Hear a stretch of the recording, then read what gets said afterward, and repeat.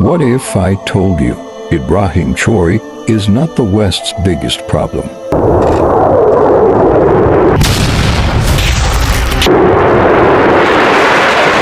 What if behind the headlines, behind the sanctions and media silence, a secret alliance is rising? Young, fearless African leaders are challenging the global order.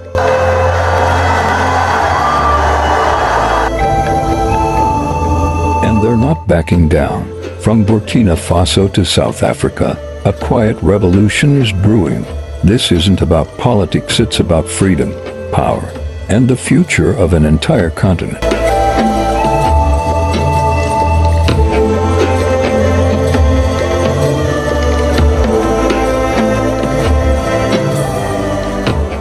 The West fears Ibrahim Traoré. Across Africa, a silent storm is rising, one that no sanction, no puppet diplomacy, no media blackout can stop. This isn't just a rebellion. It's the rebirth of a continent long whispered about in secret chambers of power. From the red soil of Burkina Faso to the valleys of Rwanda, 5 voices have emerged defiant, unbroken, and ready to challenge the order of the world. Africa is no longer bully, it's standing, and the world is watching and terrified. Stay with me, because the truth they don't want you to hear is about to unfold.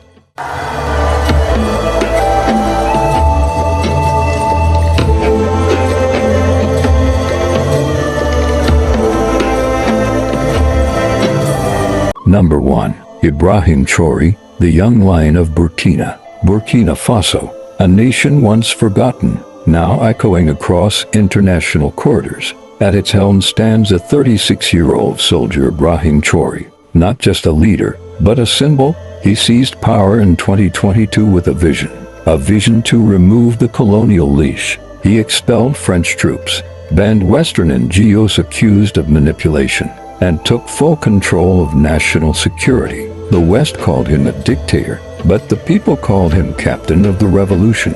Markets once ruled by foreign companies are now being reclaimed. His speeches are bold, raw, Pan-African. No teleprompters, no diplomacy, just fire. He told the world, "We choose dignity over submission." In the streets, young people chant his name. In rural villages, his portrait hangs beside Sankaras. Traoré is not just a president. He's a son of Africa reclaiming stolen futures. And he's not standing alone.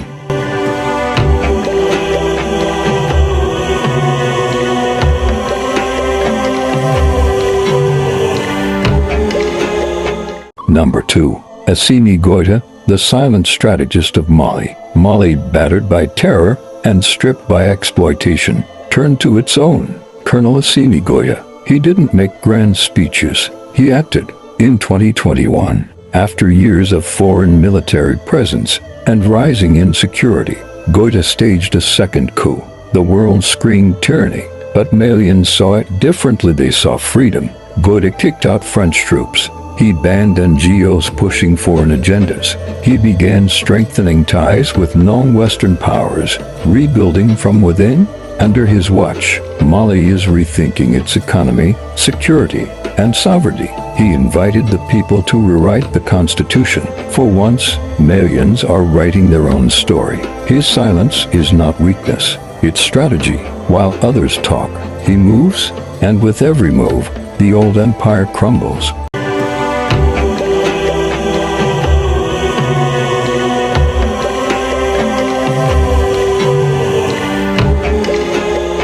Number 3. Abdourahmane Tiani, the unpredictable defender of Niger. July 2023. The world held its breath. General Abdourahmane Tiani had taken power in Niger. It wasn't just another coup. It was a statement. We've had enough. Niger, rich in uranium, poor by design, stood up. Tiani immediately suspended military agreements with France. He cut ties with ICAO's Western alliance stance. And he made it clear. We will decide our destiny. The people, they filled the streets, not in protest but in celebration. Flags waved, songs were sung. Niger, for the first time in decades, felt owned by its people. But the West, they panicked. because Niger controls resources the world needs, and now they were out. Chiani may not have the polish of a career politician, but he has the heart of a patriot and the courage to face giants.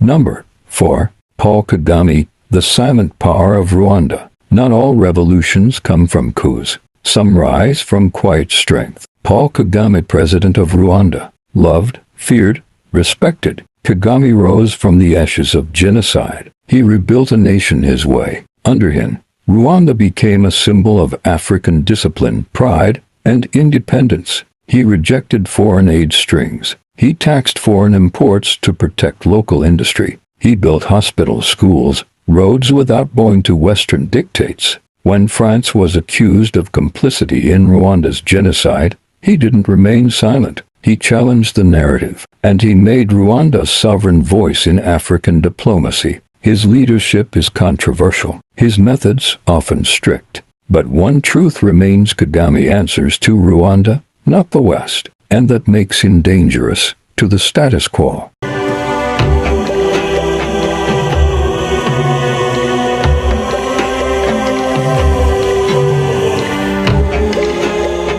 Number 5. Julius Malema, the firebrand from South Africa. He doesn't wear a military uniform. He doesn't hold a national office. But his voice, it shakes parliaments.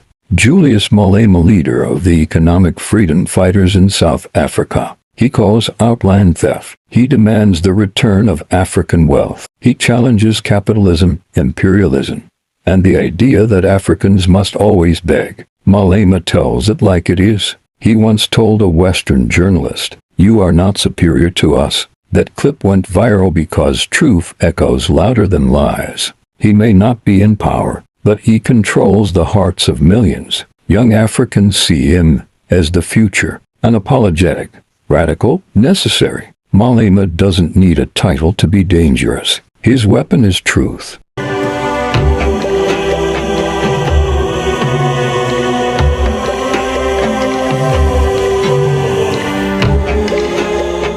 This is not just about 5 men. This is about a spirit awakening, a rebellion not born in war rooms, but in classrooms, farms, and forgotten streets. This is the cry of a generation refusing to inherit chains. The youth are not just watching, they're marching. The old flags of dependency are burning. For every Traoré, there are thousands waiting. For every Goita, a million rising. This is not just a moment. It's a movement, and the world is watching. Africa is not asking anymore. It is declaring. From West Africa to the South, a fire is spreading. The chains of colonialism, economic, political, psychological, are snapping. They tried to control the narrative. They tried to silence the voices. But they forgot one thing. You cannot kill an idea whose time has come. This is not about anti-West. This is about pro-Africa. It's about reclaiming pride,